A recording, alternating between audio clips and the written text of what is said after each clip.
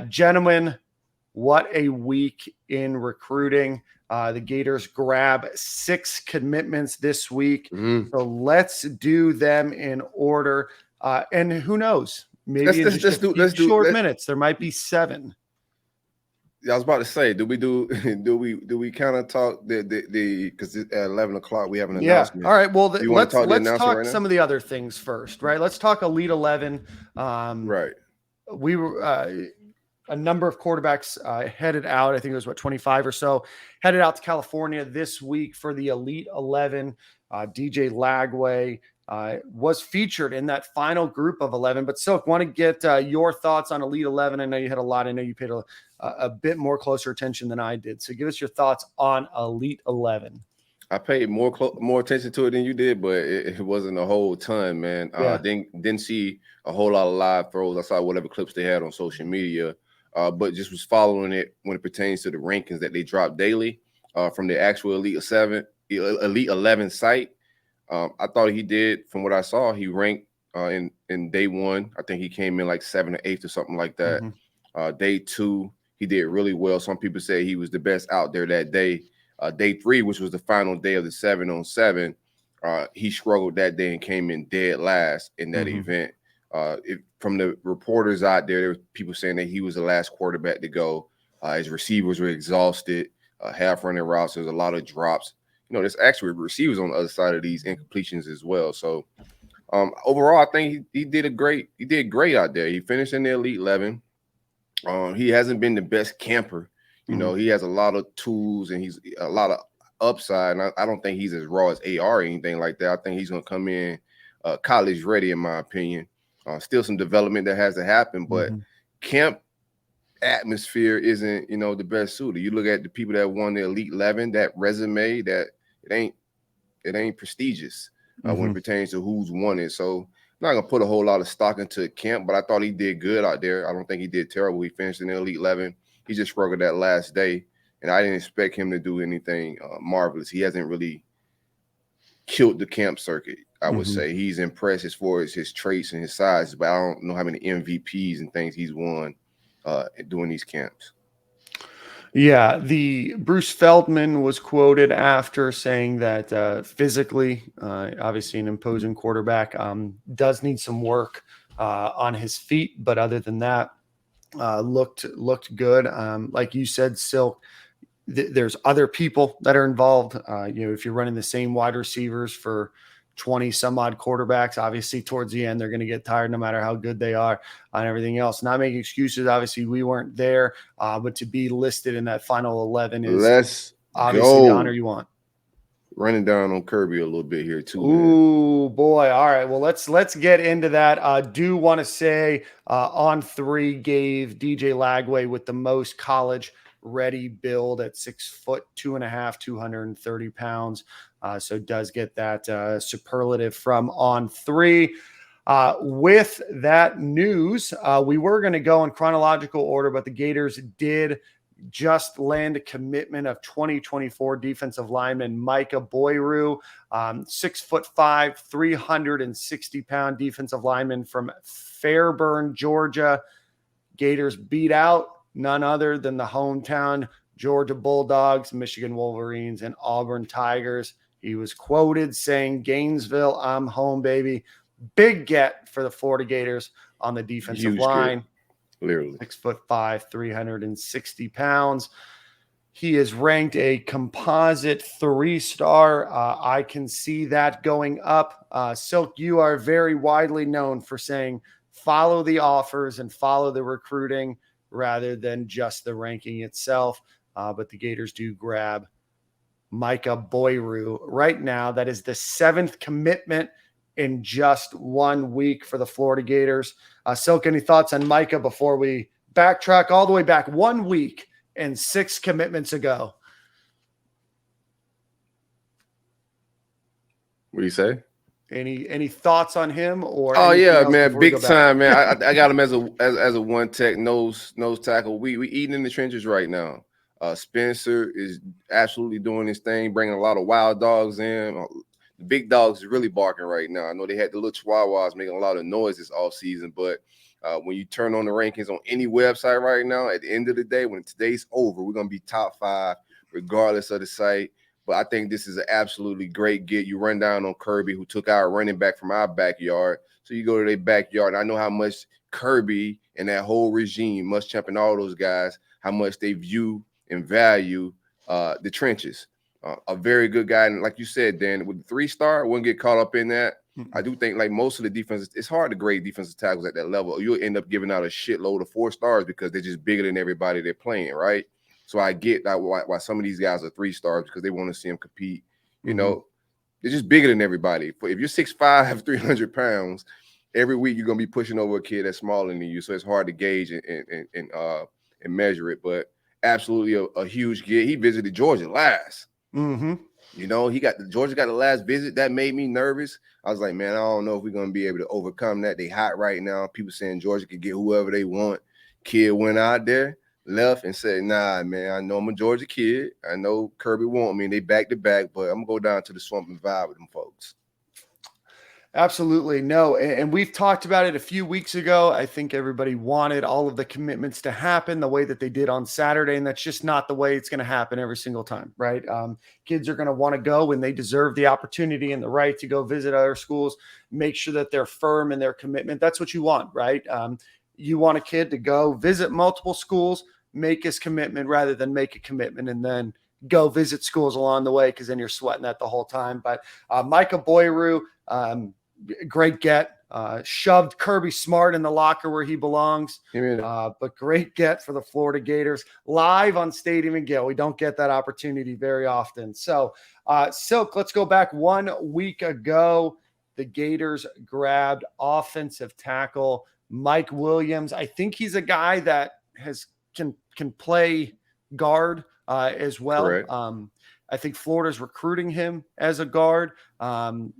3-star. Gators offered him a few weeks ago. He was previously committed to South Carolina, immediately decommitted, came to visit Florida. 6'5", 310 pounds, from Charles Herbert Flowers High School in Baltimore, Maryland. Silk, I've heard you say that his parents live in Orlando.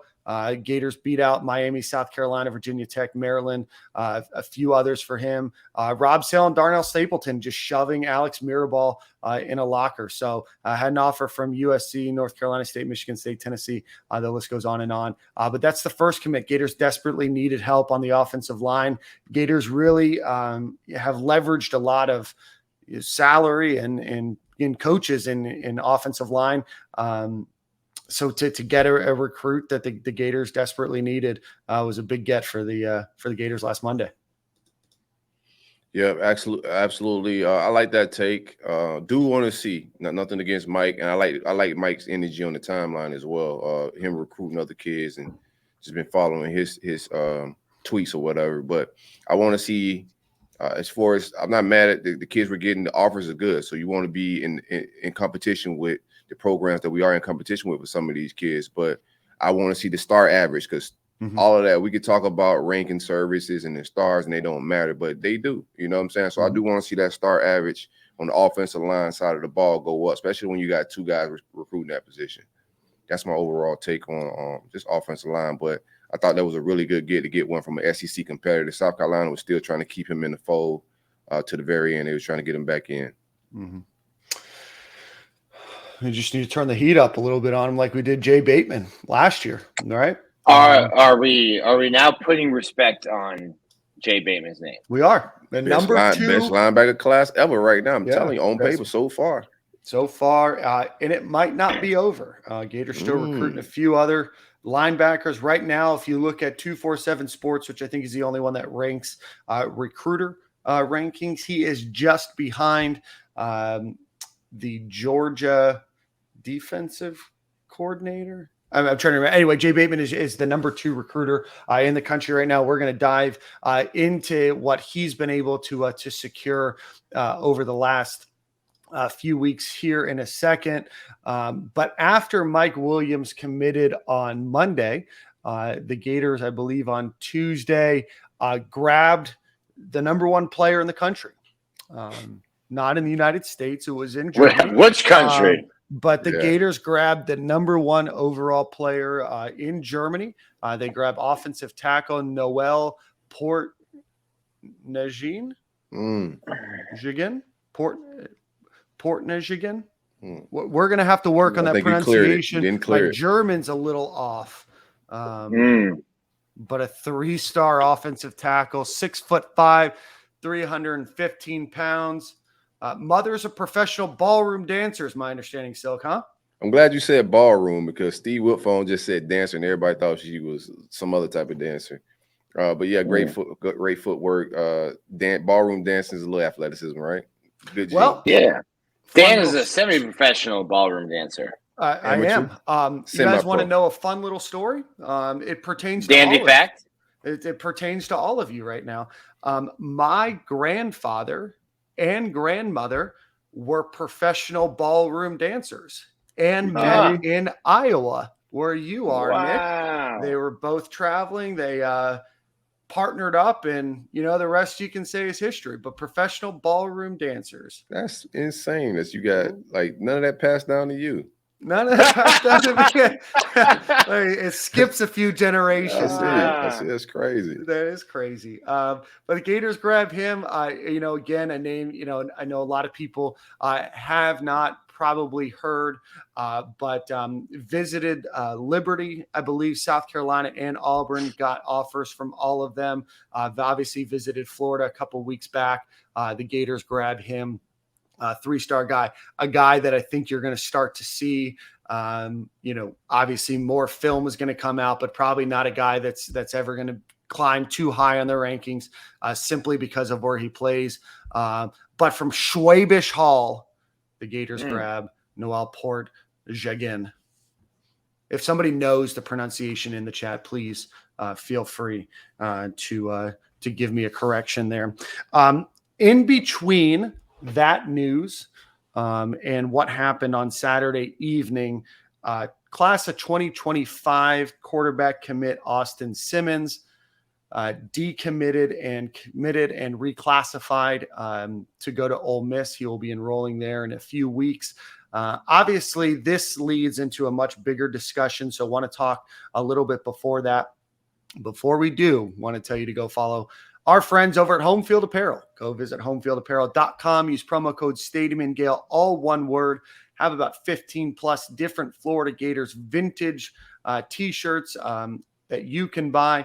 Track and field, golf, football, some of the old retro logos. So go check out our friends over at homefieldapparel.com. Use promo code Stadium and Gale. So I want to discuss this issue a little bit more holistically with Austin Simmons. I think it was on Wednesday, Keith Niebuhr put out a report behind a paywall saying that it looked good for the Florida Gators to get Austin Simmons to not only reclassify, but to enroll.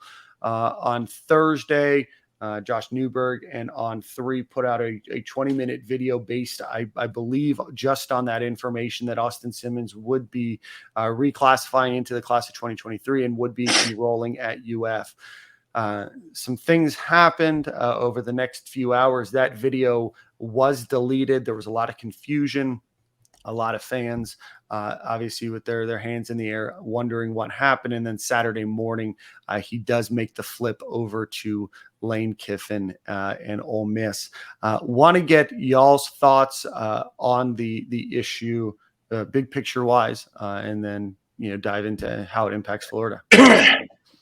I mean, you wanted a 23 quarterback. That's what we was trying to get right there. He was originally committed to 25. Billy Napier spoke on adding a quarterback to this class. So you want to add and make up for that Jayden Rashada miss. I thought that was an important, task for us. So to get him to reclassify, and kids going to make decisions. I'm never going to get upset about any kid's decision, whether it's Chauncey Bowens, Austin Simmons, or anybody.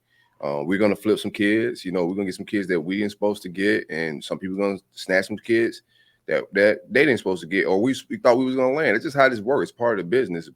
I think the media around it, and I never said in any of my content or any of my tweets that the kid's decision was affected by any report, which could happen. That could be a thing, right?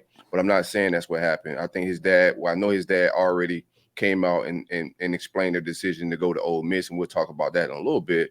But this is the second time with Jaden Rashada, and now with this, and there's more things around on media where people are throwing things out there early, and it's sabotage stuff. The fans aren't naive, we're all adults. We're not on no conspiracy stuff.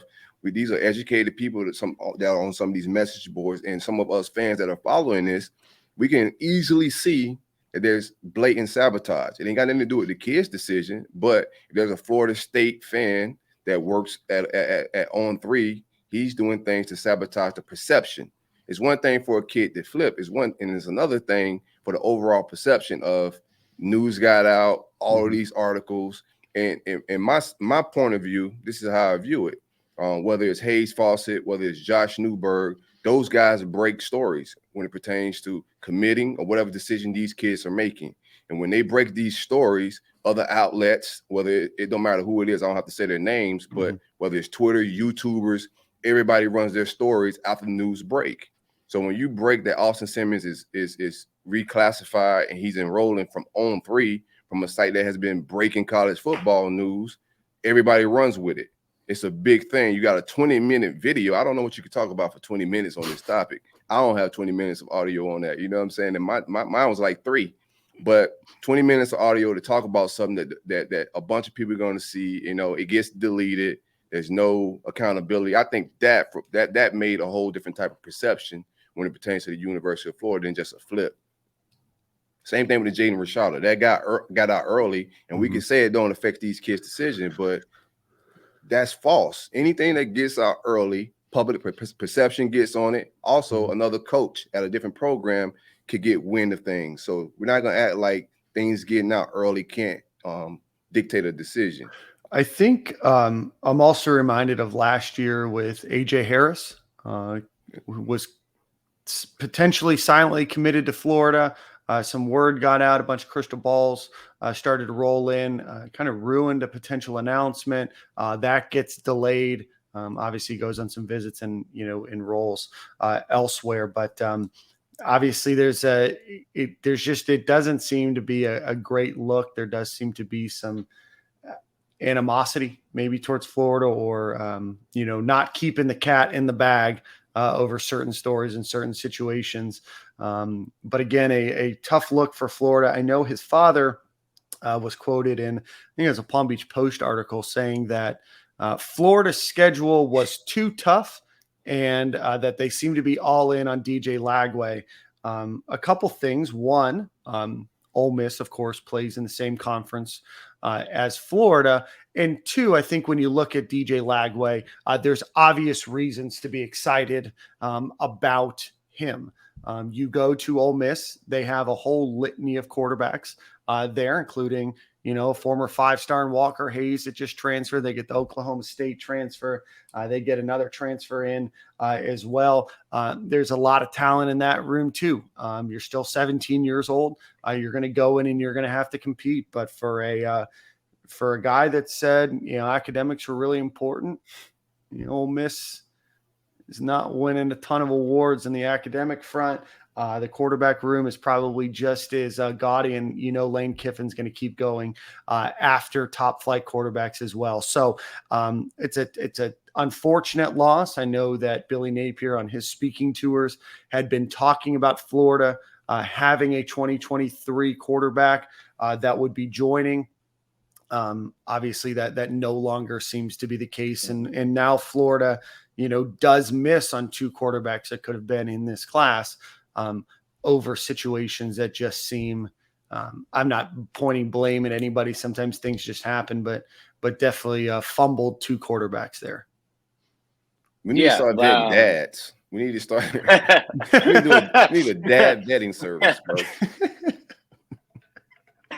Dad vetting service. Nick, what are your thoughts? Austin Simmons was that quarterback that Billy kept talking about. I think we even talked about this on the show. They brought Austin in and DJ in on the same week to talk about it, make sure everyone was on the same page. I think I'd said on this podcast, to me, it does not make any sense for Austin Simmons to reclassify, come to Florida, and get ahead of DJ Lagway. You're not going to play in 2023. And then me personally, I think DJ Lagway is better. That could turn out to be wrong, but I think DJ Lagway is better. So to me, it didn't make any sense to get ahead of DJ Lagway at Florida. I thought it was a great move for Florida because they wanted a quarterback in the class of 23, but a bad move for the player. We talked about that in our group chat as well. Like we was like, that's a brave decision, Cotton. Yeah, bold move, Cotton. Bold move, Cotton.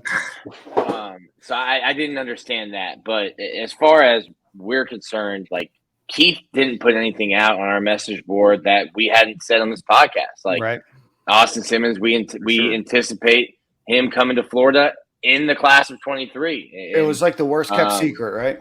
Right. Yeah, it's like it had been talked about.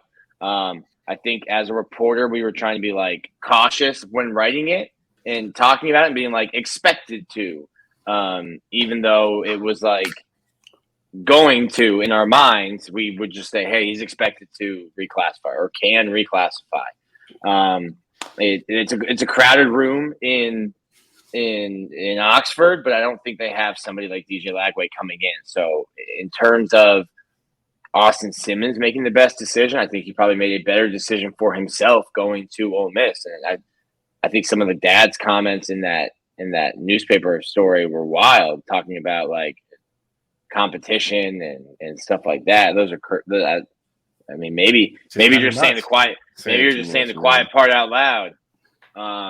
But he's also, I think, I was talking to a guy at a staffer at Ole Miss, and I was like, dude, I think you guys might have a better baseball player in your hands. I still think Austin Simmons might be a better pitching prospect. And that's not saying he's bad at football. I just think he's 17 years old and throws a 94-mile-an-hour fastball already from the left side. I think he's got some legit stuff on the baseball diamond, a legit two-way prospect. Well, that news was lived in the Gators' mind after they rattle off 4 commitments on Much Saturday. needed, man. Just an absolute avalanche of good news. Hey, man, this coaching staff, we've said before, this coaching staff understands the media cycle. Yeah, I told you last time. Keep some good PR in the tuck, man. You got to keep that thing loaded. Yeah. The Gators grabbed first, I think it was late morning, early afternoon on Saturday, 6'5", 210-pound from Portal High School in Portal, Georgia, tight end Amir Jackson, ranked as the 130th overall player, the number 10 prospect at the position, the number 20 player overall in the state of Georgia. Also a basketball player, maybe some Cornelius Ingram vibes. What are your guys' thoughts? And maybe faster than Cornelius, but athleticism wise, similar. I seen this. They put a clip on the Twitter after he committed of him doing a jet sweep in and around type thing, and he took it to the crib. He hit something like 20-something miles per hour. A guy that I think could play on the defensive side of the ball as well. But a great get. I know Georgia was a guy that was a team that was in his recruiting. They landed 2 tight ends, so his recruitment came down to Auburn, I think Tennessee, Miami, and us. And he shut it down this weekend. We led for a while. In my mind, I was saying if he leaves this weekend not committed, we're not getting this kid, man. Right. Just a lot of times when you leave for so long and that kid don't pop, it's just like, he's looking for a reason not to come here at this point. But he popped. Russ Callaway. Shout out to Russ Callaway. He out here cooking. That was a good addition to the staff. I know we were all asking, or fans were asking about that hire when that hire was made. But he looks to be a solidified tight end recruiter, I would say. Big get for Russ Callaway. We got an absolute stud. I don't know if we're going for another tight end at this point, but right now, Amir Jackson is the deal. Top end speed. I think you could flex him outside. He could play some receiver just like Kyle Pitts did, or you could put him in line. Need to work on some blocking skill. He's a basketball player. I love that basketball players know how to position themselves, especially in the red zone, to body up defenders and all of that, man. So great get by the staff. Super elite. These are the type of players you need to get to make the offense explosive. Right. And the Gators did lose Walter Matthews. He was a guy that was between USC and Florida, visited Florida a few weeks back. The allure of Los Angeles won him over. But, Florida's still recruiting. I know Jonathan Eccles, the Tennessee commit. I know that Caleb Odom is classified as a tight end, probably going to be an outside receiver. At least that's what Florida's recruiting him at.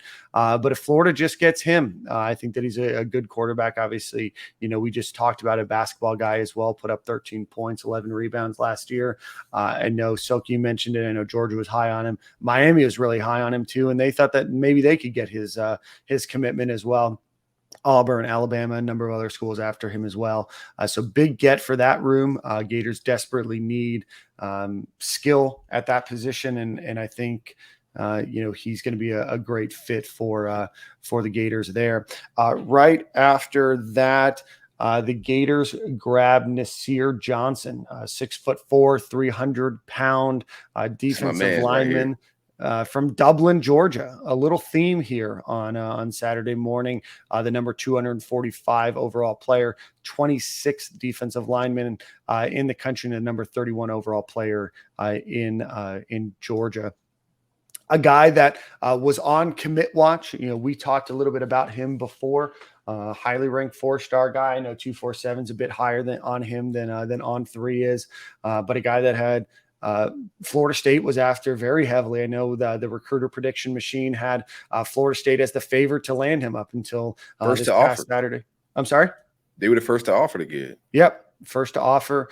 South Carolina, Georgia, a number of other schools after him as well. LSU, I know, was high on him.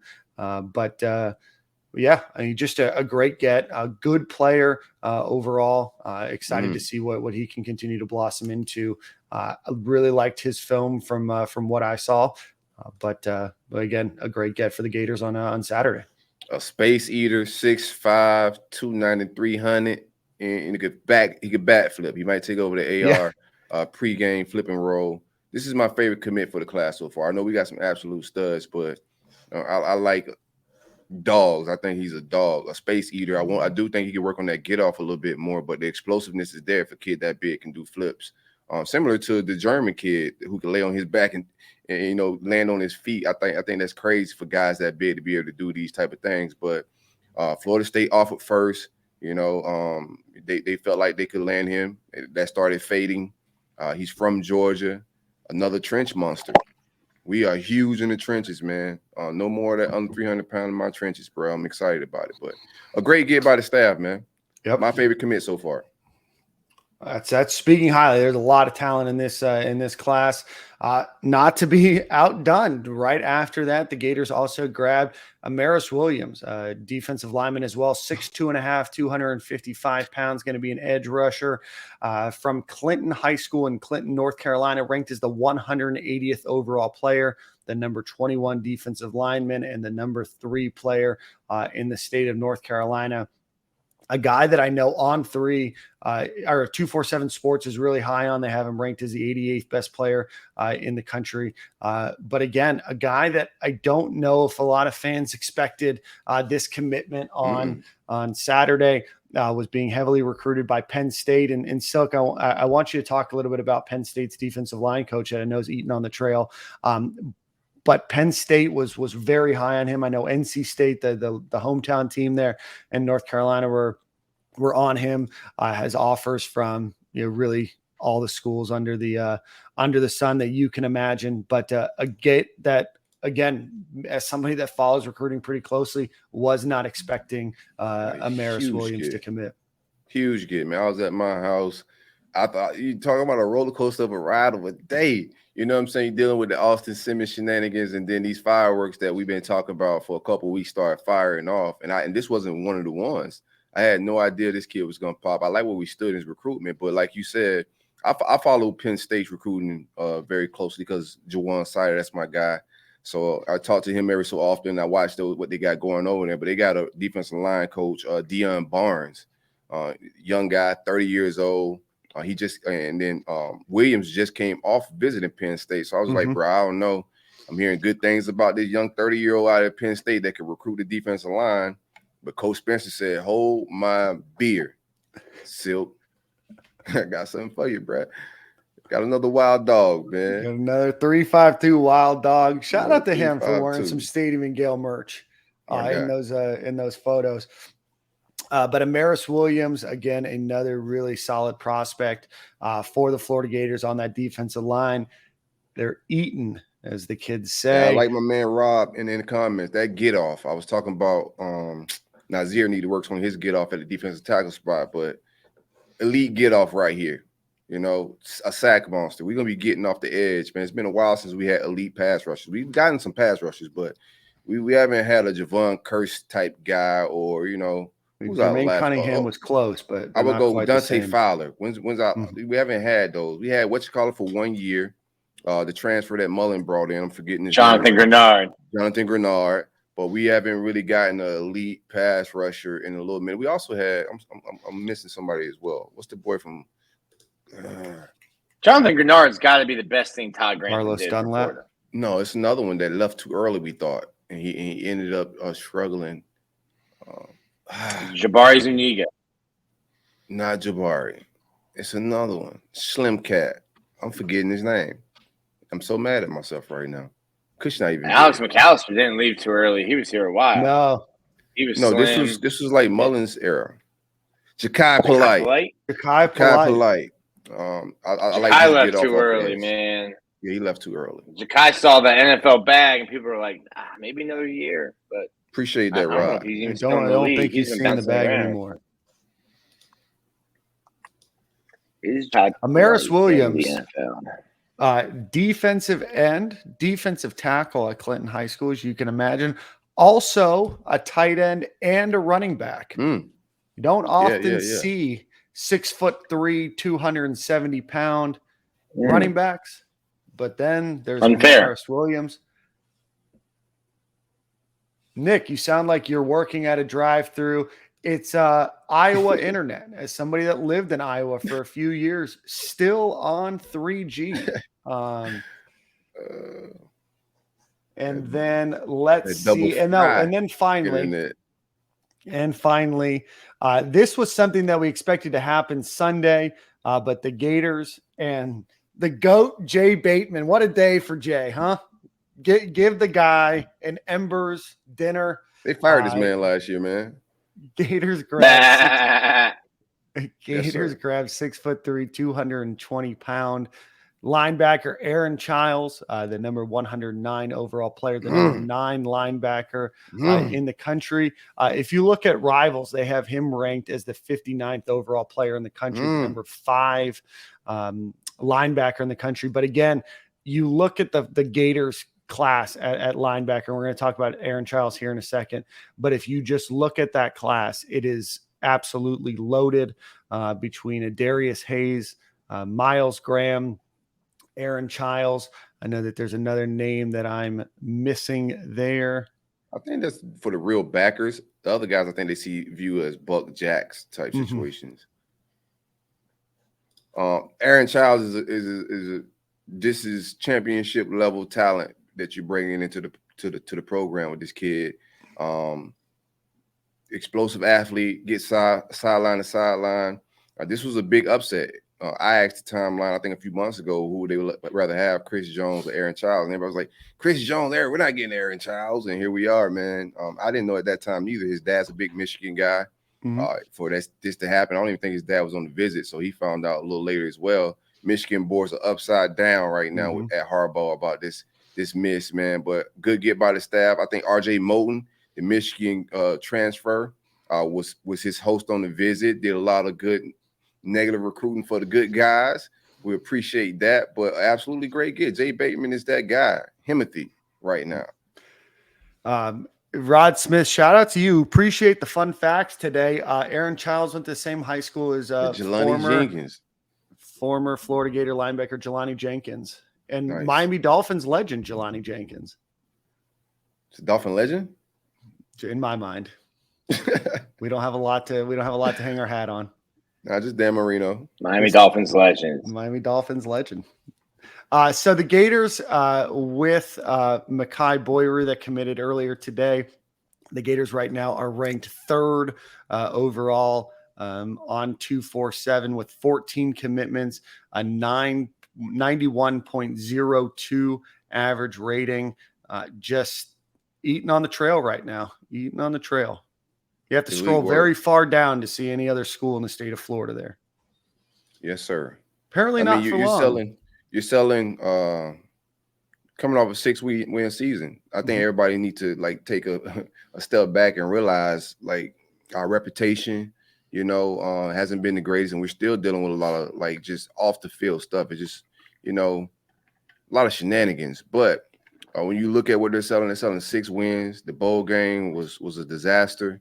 Quarterbacks are decommitting here and there, but these guys are in the top 5 recruiting class at the end of the day, and they don't have a lot to sell. You look at the top 15, you're not going to see anybody else with our type of record or our type of season recruiting at this level. So hats off to the staff.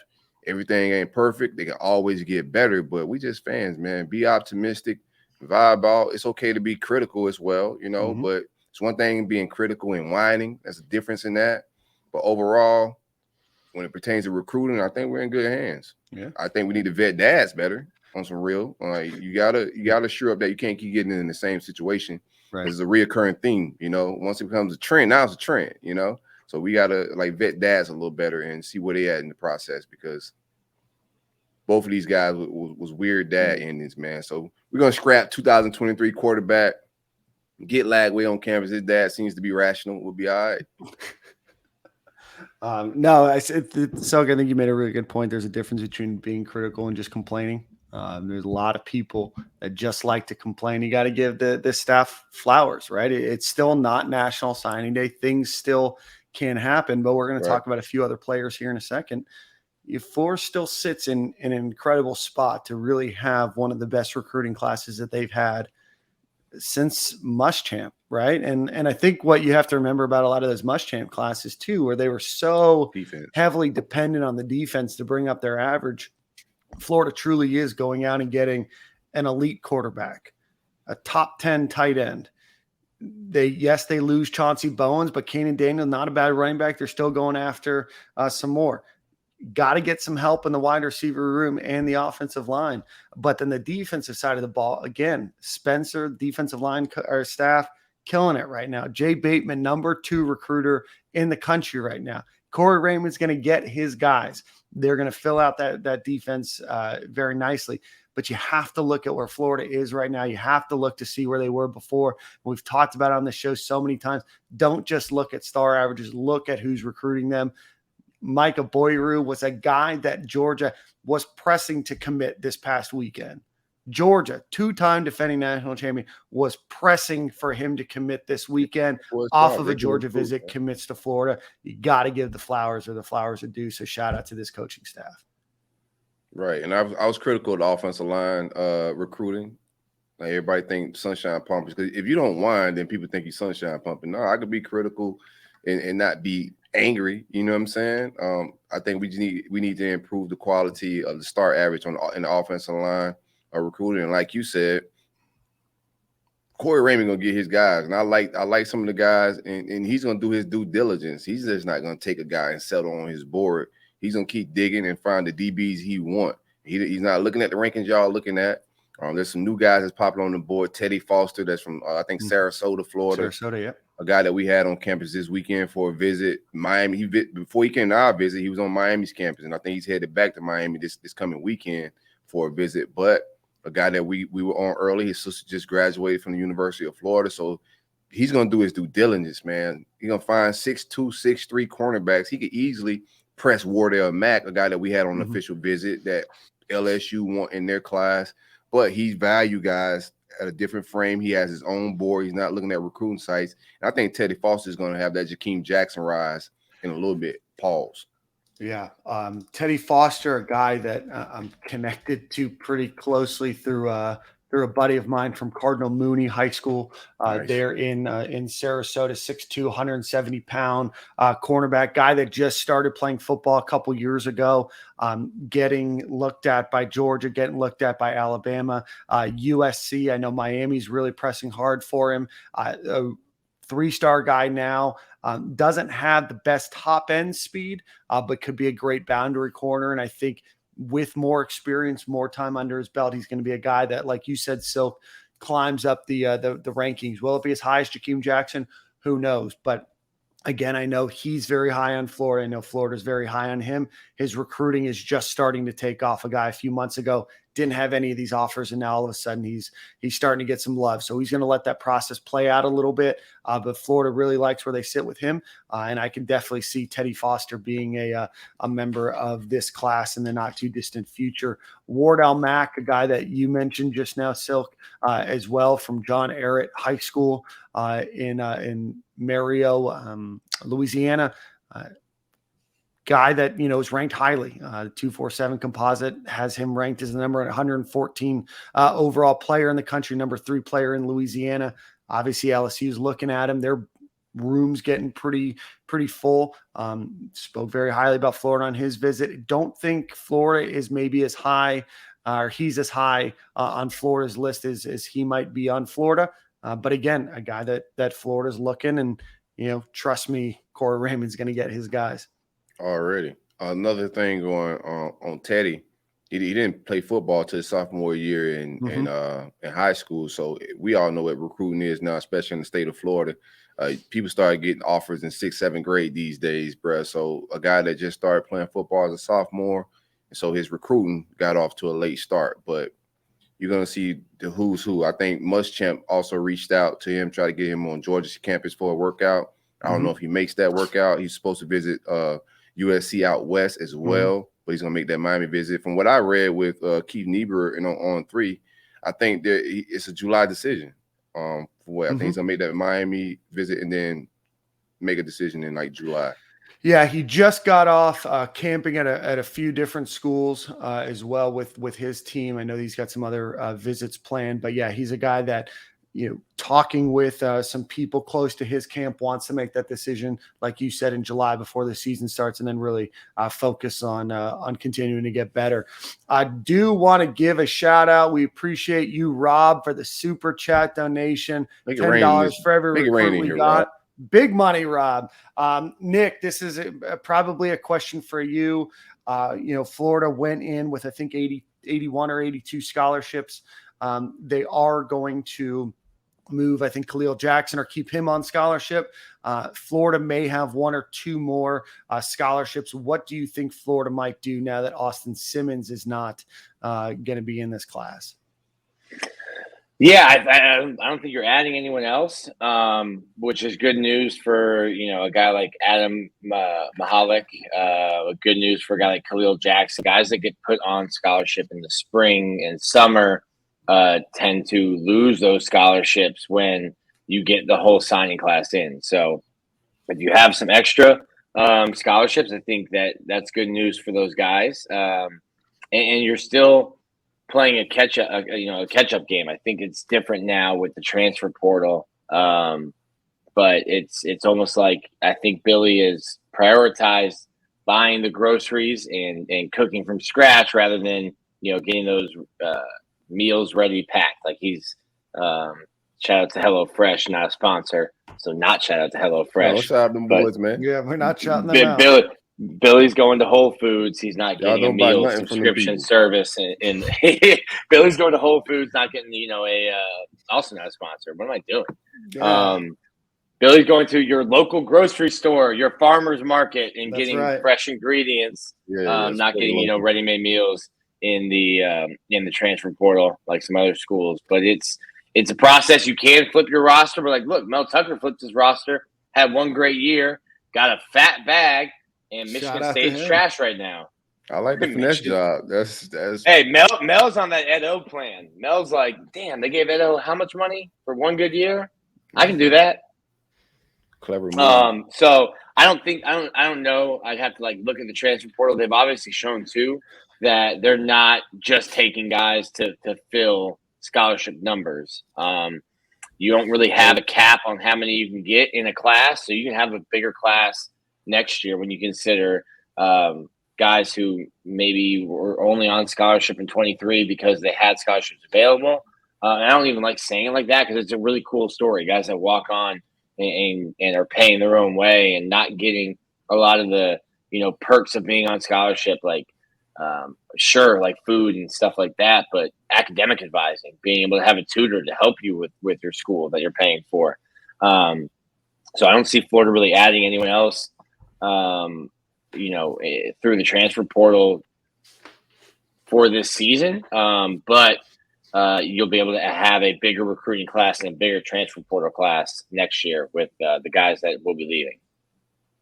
Which makes more sense. There's no quick way to rebuild this thing, man. You got to build it from the ground up. I like the classes that they're bringing in. I would like to supplement the transfer portal, that process a little bit better. I thought we could have did a little bit better with bringing some guys in this cycle, but everything's not going to be perfect. But the only true build, the only way to really win championships is the high school level recruiting. You want to average around 7 within 3-4 years to be competing for playoffs. That's what the science they're saying. So you got to be around that average. And right now, I like us in the top 5. We'll see where we can close at. Yeah. The coaching staff didn't value the talent in the spring transfer portal, maybe the same way that we did, or the same way the staff did, or the same way the fans did. And it's like you said earlier, Silk. It's like they're not going off of On3's rankings. The coaching staff's not going off 247 or Rivals rankings. They've got their own evaluation period, and I got on my soapbox and talked about how I don't think that the portal is speed dating, and they're like courting like it's the 1800s, where you got to meet grandma and mom and dad and sit in the living room together and talk about what church y'all are going to get married at before you even hold hands. I think they see more value definitely in this class, but I think in general, the way that they're going to move, they see more value in the fall portal than the spring portal. That'll change, if a Grayson McCall kind of quarterback would have popped into the portal in the spring, that would have changed the way that they were operating, but they didn't see that value this year. It's also, you got to read the room of when you want to go all in. Like Florida, because we're natural as fans, they're watching other programs, right? When you see Florida State, they're going all in, and they're going to push their chips forward and be sad leaving Vegas, but they're going all in, so they're spending money on some of these transfers to come in because they think they could go do something this year and make a splash. But if you go on their message boards today, you'll see a lot of fans is questioning this number 18 class and how stable, is this. We kept saying, is this sustainable? It was a catchword in the early 2023, but that is rearing its head again on their message boards. Is how sustainable is it living in the portal? Because every year they're not going to go all in. This is Travis's last year. They want to make the best of it. We'll see what quarterback look like next year, but they went all in because they're trying to make some type of run. There was really no reason for us to reach and go all in because there's money involved in this as well. It ain't just come play at my school. You're also playing salaries a little bit. Absolutely. Do want to talk about somebody just mentioned in the chat as well, Jamonta Waller from Picayune, Mississippi. He is the number 28, the number 71 overall prospect according to the 247 composite, the number 7 edge rusher, number 2 player in Mississippi. 247 Sports as a whole has him ranked as a 5-star and the number 28 overall player. Looked at Ole Miss, obviously thinks very highly of Ole Miss, Auburn, Penn State, kind of a recurring theme here, Texas A&M and Alabama. But Florida, I know, did a very good job of recruiting him on this weekend as well. So I think that he's a July announcement as well. Still August. I think 26 is his birthday or something like that. Let me look at my notes. I think he's an August decision. Really good guy. Yeah, August 26th. I know he's an edge jack guy. Mississippi guy. I need some get back. Lane Kiffin started deleting tweets out the trolling my coach. I need some get back. I think he was starting to feel the smoke. Like, I don't know, man. There's some rumors that this kid may pop out there. Let me delete some tweets. But I need some get back for that, man. So hopefully we just keep recruiting. We're resilient when it pertains to that. Every time I read some kids, it's just like it's forced to contact. This staff don't fall asleep at the wheel with staying in contact. So keep recruiting. Maybe we can get them back in the Friday night lights before it's decision again, because we got that on the horizon. But I like where we at in this recruiting. If we get him, Lane Kiffin got to block me. I might get suspended again. Oh man. It's tough to get kids from Mississippi out of Mississippi. Like kids That's a fact.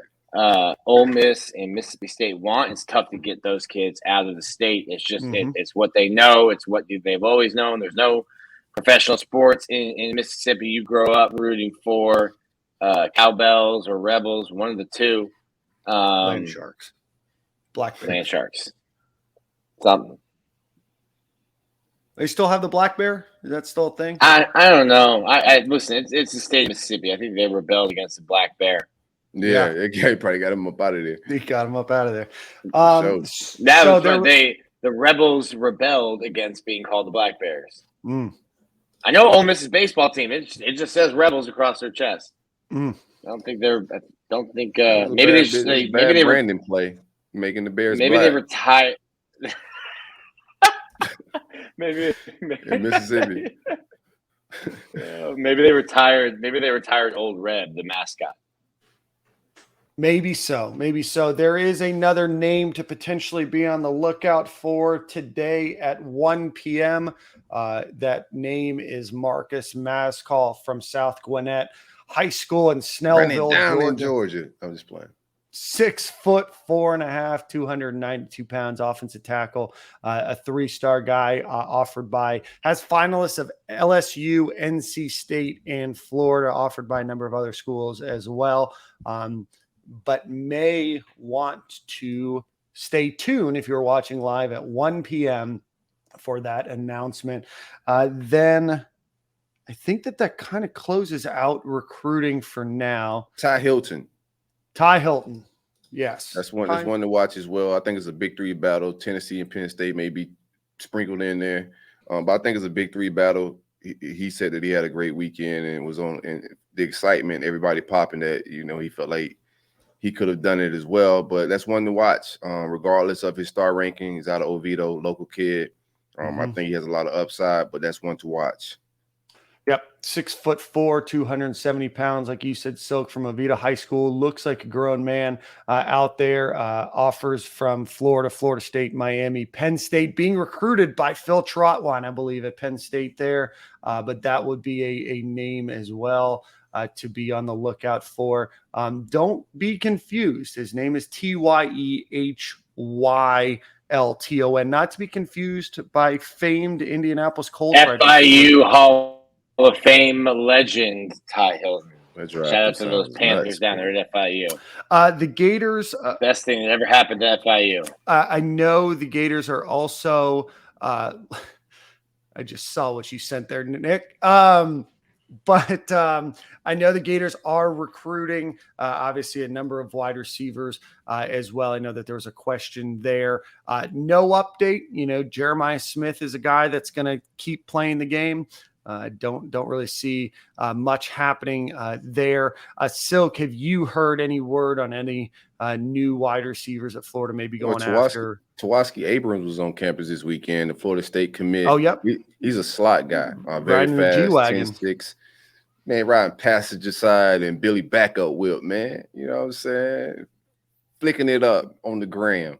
I like his vibes. He's going to Florida State this weekend.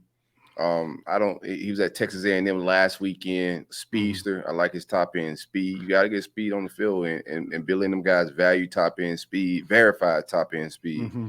I think he's going to flip. He says he's about 75% committed to Florida State. He's going to make a final decision in July, is what he said by Keith Niebuhr and those guys on 3. Yeah, I know that he's a flip watch guy.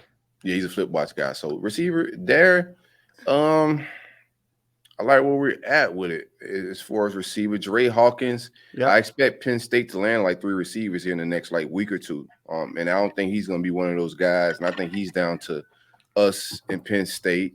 So we'll see where we at with that. But I don't know how many receivers we take. We got one committed. If you take those 2, then you might just want to hold a spot to see what happens with JoJo Trader or Jeremiah Smith at the end. Keep recruiting those guys. They still like Caleb Odom as a receiver, even though he's listed as a tight end. So you got some guys in the receiver. There's another guy too, Bussey. I think they could get into his recruiting. Terry Bussey out of Texas. He has a relationship with DJ Lagway. So I know they're still trying to get him on campus. Yep. Hopefully we can get some of these guys in at Friday Night Lights. They bringing a lot of former greats back on campus. It should be a lot of fireworks when it pertains to just, social media and everybody paying attention to the University of Florida. I know the media team is going to do their thing that day. But Friday Night Lights, hopefully they can get some of these guys on campus that day, and we'll see what it do. We still got another opportunity. And I know Nye Carr, who is committed to Georgia, previously visited Florida. I know that he's talked about having an official visit to Florida as well. So, definitely a lot of moving parts, moving pieces. So appreciate you being a little bit more in the know. And appreciate all the comments there as well. But I do expect some more fireworks this week for Florida Gators on the recruiting trail. Solidly in third place. We'll probably stay in third place this week, but again, building a really good balanced class with a lot of great talent there.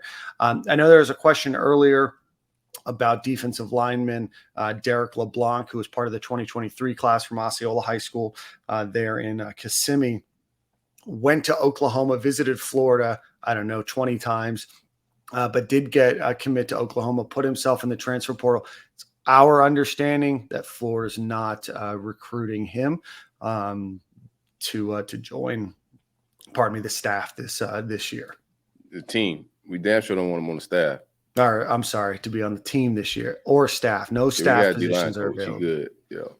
But yeah, LeBlanc, you just got to make wise decisions with. Let's see, Silk. I think you're frozen. All right, you're back. You're back now. You got to make wise decisions. Chance Robinson is a guy that could potentially be on. I didn't even say Chance. Watch. Yeah, we forgot to mention Chance, a guy that is committed to Miami. Kind of came out of the blue when he did commit to Miami a few months ago.